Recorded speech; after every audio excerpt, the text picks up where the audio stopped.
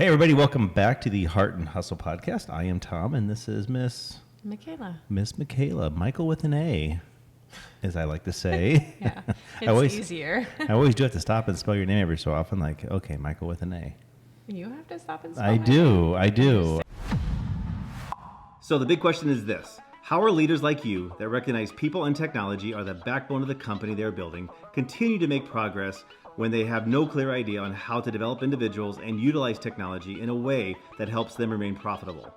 That is the question, and this podcast will give you the answers. This is Tom and Michaela, and welcome to the Heart and Hustle podcast.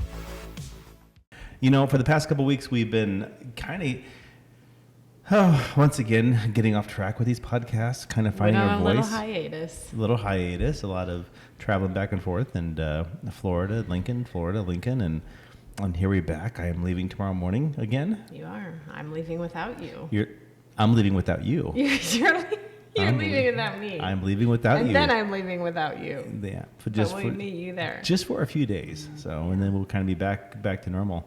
But, you know, as we've been talking these past few weeks of really kind of what we want to do with this podcast and who we are, and kind of maybe explore a little bit more of the interpersonal relationships with others. I know it's always a tough one for you. Yeah, it is. I'm kind of a personal person, so for me to even talk about my it's tough. Very intimate life in a public manner is not fun. No, it's never fun, but it's probably good exercise.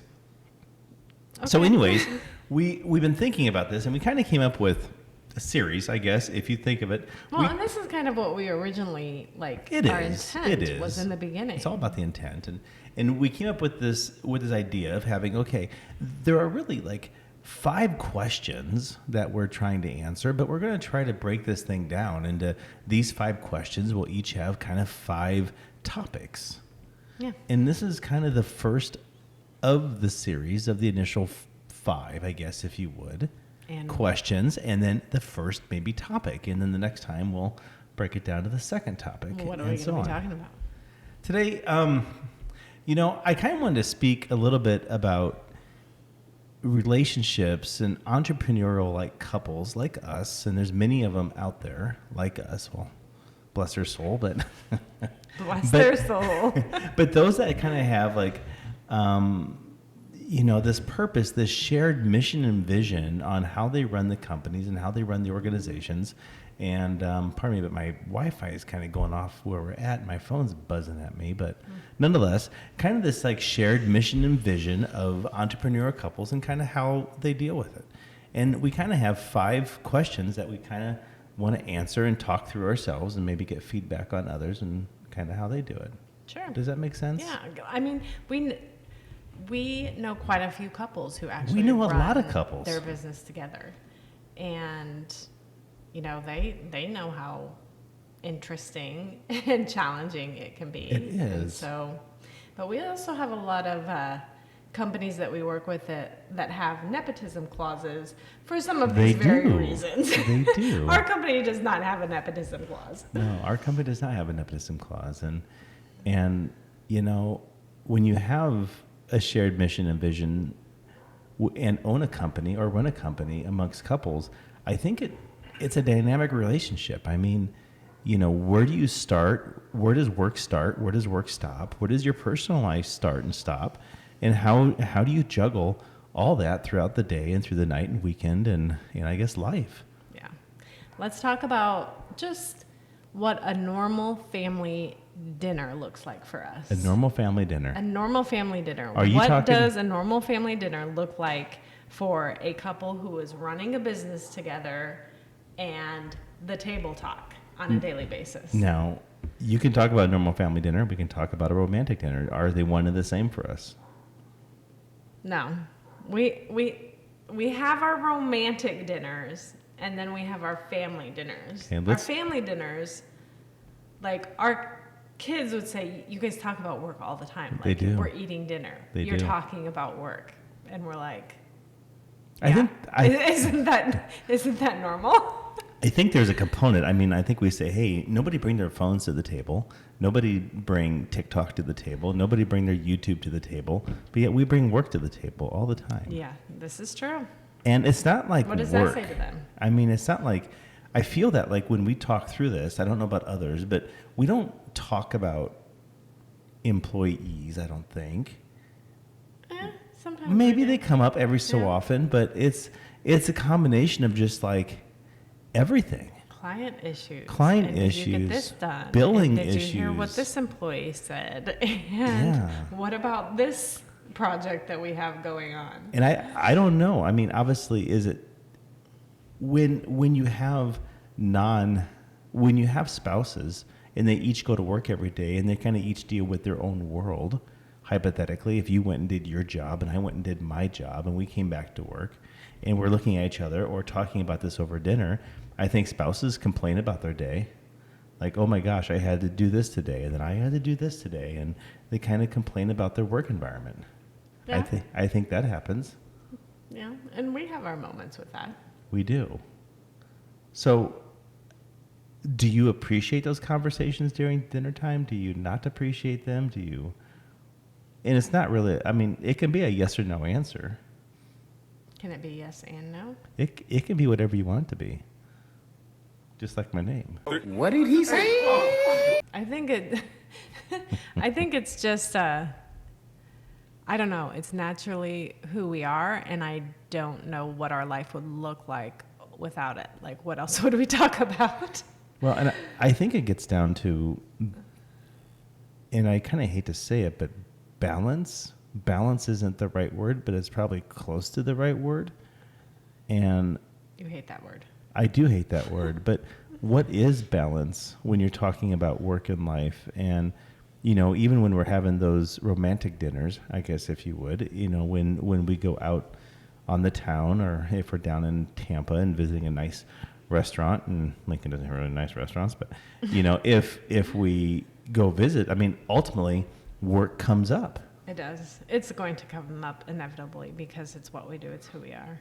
But I think there's a difference between like our family dinners and our romantic dinners. Yeah. Because I think somehow our relationship and who we are and how we operate, this is gonna sound weird, but I think there is like nothing more romantic than us touching base about our business, about where we're at, about our company, about our vision and our values, and where we want to go. Like, that is one of the most exciting conversations to me that we can have on a romantic night out, because it's who we are. It's like our dreams, our goals, our visions, and we are coming together and talking about those things, and that is always so exciting to me.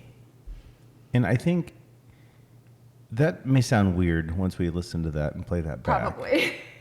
But I think what you mean is it's just another way to connect with one another. It's not Absolutely. necessarily talking about work and how work is this and how work is that and how stressful this is or how much we're dealing with a specific client on this issue. It comes down to just connecting with one another. Well, exactly, and I think that's the difference between when we're talking about the difference between our family dinners and unfortunately, our family dinners, it's rote, it's routine, it's what we do every day. It's like the close of our business day-ish.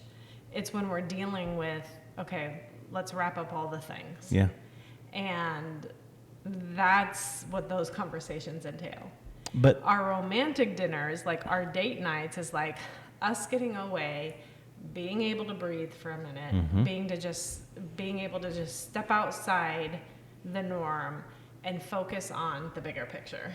And last night on our date night, remember when we went on a date night last night? We went to kind of a client get together at their home. Yeah. Yeah, and on the way there, we talked about this podcast. Like, what's our voice? What are we going to be doing? And I think that was the. Yeah. So. Yep. I don't know, but for us, it's also different. You know, we have quite a few number of children between the two of us, a lot of kids, but many of them, if not close to all of them, are grown up. Right. So they're out of the house. They're not here. They're no mas. Namas. No mas. And so, you know, for us in this stage of our life, we can have some of those conversations. You know, we're not dealing with screaming kids at the table constantly spilling their milk, food on the floor, and just what I would consider normal life. We're at the age, close. Yeah. We're at the age where the kids are grown. They're other places. And for the kids that we do have at the house, they're getting into their mid-teens and young adults, and they're the ones kind of like, oh my gosh, are we talking about this again? Yeah.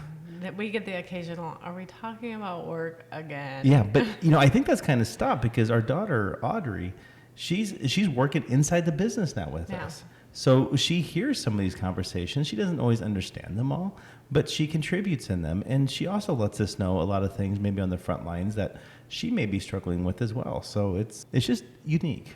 It is unique. I remember when I was a kid, my dad would come home from work at 8 o'clock at night, sometimes 7:30 or whatever it was, and he always worked late.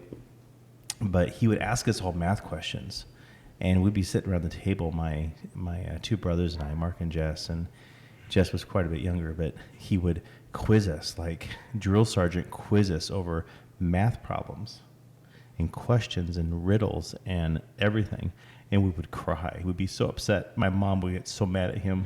Oh, no. And there was one night, I remember this, and there was a picture, and I got to find the picture. I think I have an opportunity here to find that picture. It is someplace.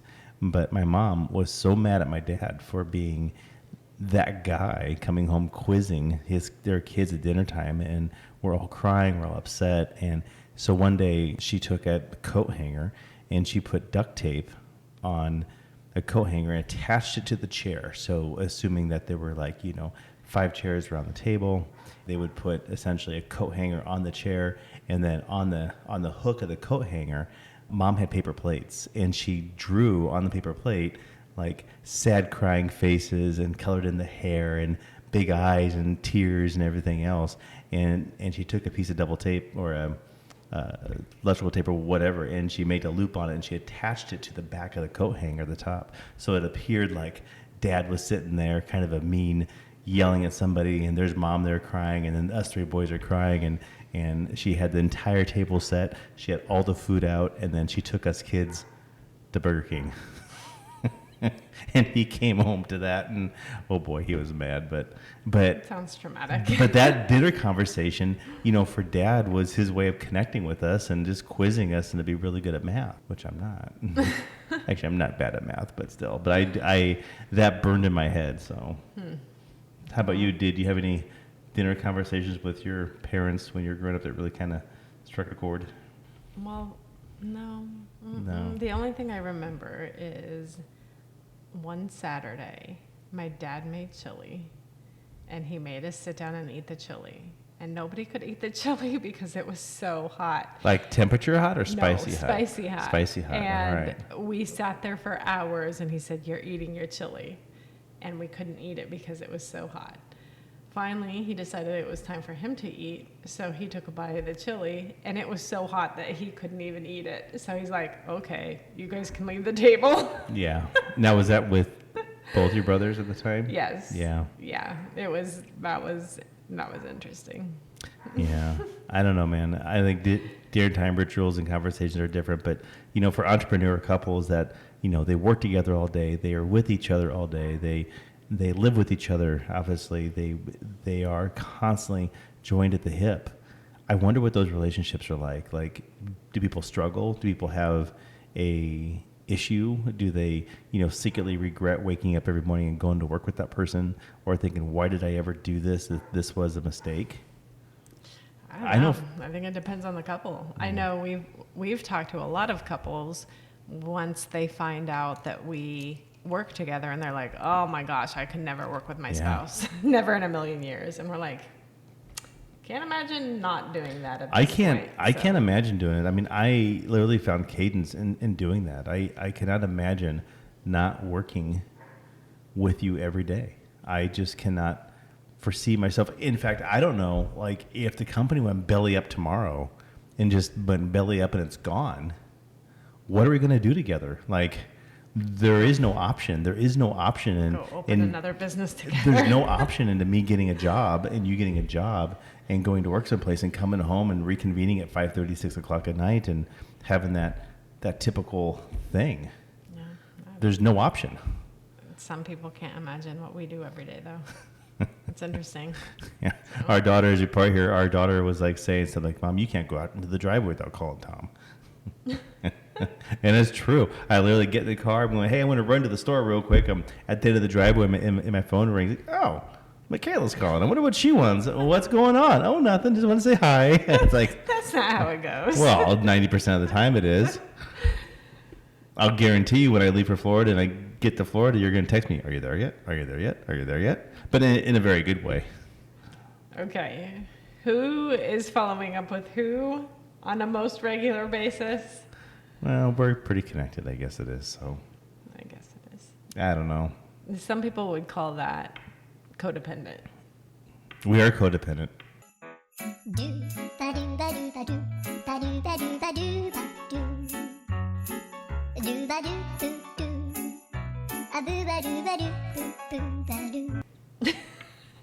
You think we're codependent? I do. I seriously do. I think Okay. I think we're very dependent upon each other, and I think that's a positive thing on how we operate. Not to say everybody else works, but I think it's how we operate. I think, though, that either you or I could very much do things and live and survive and be fine all by ourselves. Not that we would want to be by any means. I disagree. I don't think I could. Yes, you could. You did it for how many years without me? Well, if you don't know what it's not there, I mean, that's not a fair question. I mean, yeah, sure, I get it for many years without you, but then once you hit that point, it's like, well, holy crap. Well, I'm not going back there again. Oh, no. There's a difference between wanting and desiring not to go back there, and another thing between I couldn't. not being able to function as a human being adult. I'd have a hard time functioning as a human being adult without you next to my side doing this. I just would. Huh. I love you, honey. I know most do, but I'm just saying, that I would have a very hard time. I mean, it's like Dax and Darcy, hopefully we can find a couple pictures of them to post here, but those two dogs they're joined at the hip. I mean, all the time. They sit, they poop, they eat, they do everything They with do each other. everything together. They tackle each other, they play with each other, they have a lot of fun. And it's like when we got them, I mean, they are a spit and mirror image of us. They are. It's so cute because every time Dax walks out of the house, He we let him walks out and Dax looks around and walks out of says, the house and turns around at the door and waits for Darcy to come trotting along with him. and like you, she's typically getting there looking for her toy. You know what I mean? Yeah, I know what you mean. But I mean, Dax walks out of the garage and he's like, wait, where's my sister at? She's always got to be. and we're the lagging exact behind same and way. something, So I don't know. I don't think it's maybe it's codependency. I don't know. Okay. Anyways, well, we're gonna wrap it up for this one. Next week, I think we're gonna kind of get into pillow talk a little bit. Probably something a little bit deeper and how our shared Deeper than family dinners and deeper than romantic family dinners. dinner. Yeah, like lying in bed at night, about to go to sleep, and now what do we talk about? Now what do we do?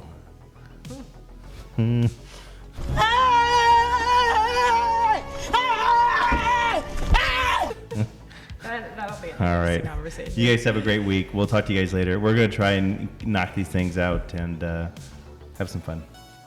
Hopefully it'll be fun. Hopefully a bit fun. Hopefully it won't be emotionally scarring. No scarring. No scarring. Okay. All right. See you guys later. Bye.